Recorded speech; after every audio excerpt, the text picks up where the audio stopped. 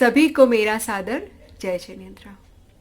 हमने पिछली कथा में सुना था कि कैसे सेठानी ने चंदनबाला के साथ अपनी क्रोध की ज्वाला में दुर्व्यवहार किया, उसके केस मुंडवा दिए, उसको लोहे की बेड़ी में बांध दिया और कमरे में बंद कर दिया। पर हमारी चंदनबाला सूरवीर साधिका ऐसी परिस्थिति में भी क्या तत्व विचार करती है, क्या भेद विज्ञान करती है, अब इस कथा में सुनते हैं। चंदनबाला विचार करती है, अरे ये कारागृह नहीं, ये तो भव कारागृह से छूटने का सुंदर अवसर है। अरे ये उपसर्ग नहीं, ये तो पुरुषार्थ बढ़ाने का मुझे सुंदर निमित्त मिला है। अपनी आत्म आराधना का उत्कृष्ट अवसर मिला है।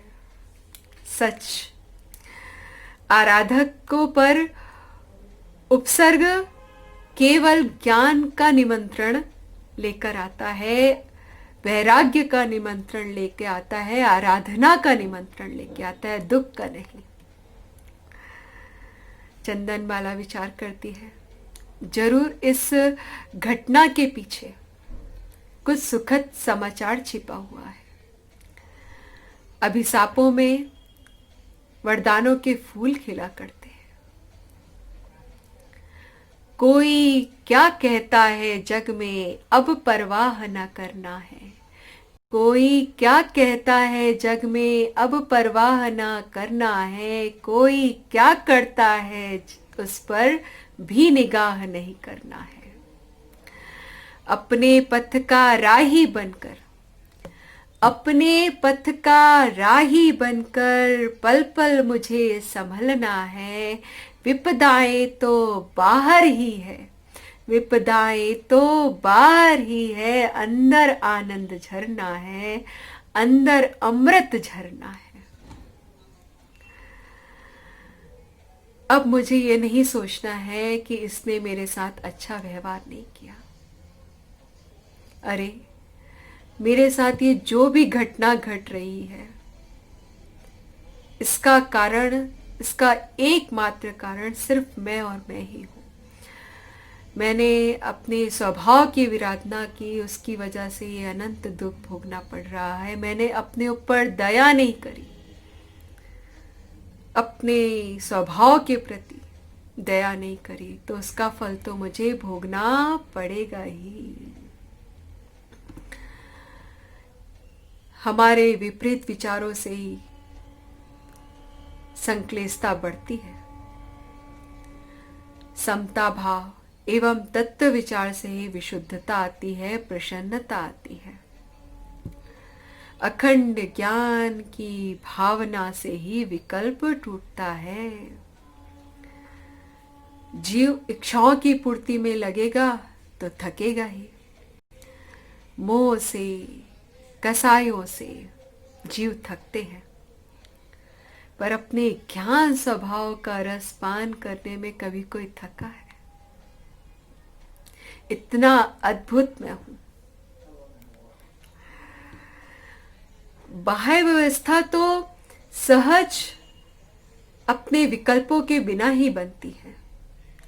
अरे जगत में हमसे कोई कुछ भी कहे तो हमें क्या? कोई कितना भी उपेक्षित करे, कलंकित करे, अपमानित करे, प्रताड़ित करे, परंतु हमें यह नहीं भूलना चाहिए कि मैं कौन हूं, मेरा क्या स्वरूप है, मैं कैसा हूं। मैं तो समस्त पर भावों से भिन्न,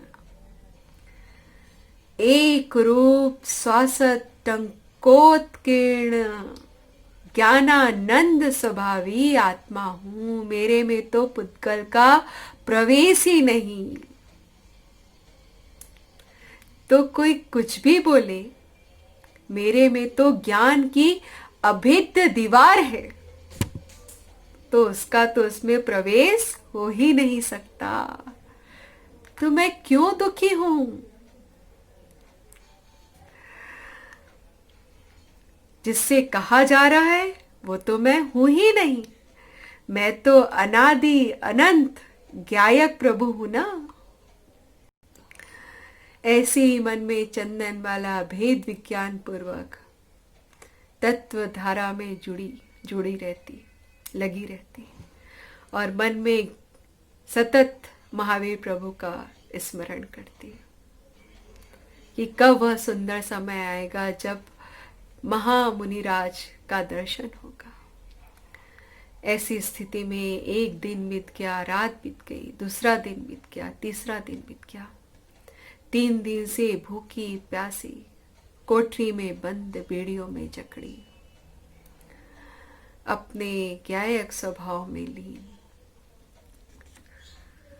निरंतर एक ही भावना कि कब मुनिराज के दर्शन हो। चौथे दिन प्रातःकाल पिताजी आ गए।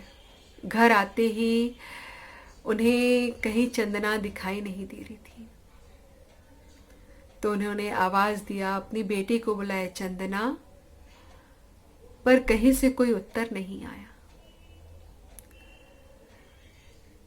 अंत में उदास एक वृद्ध दासी से पूछा,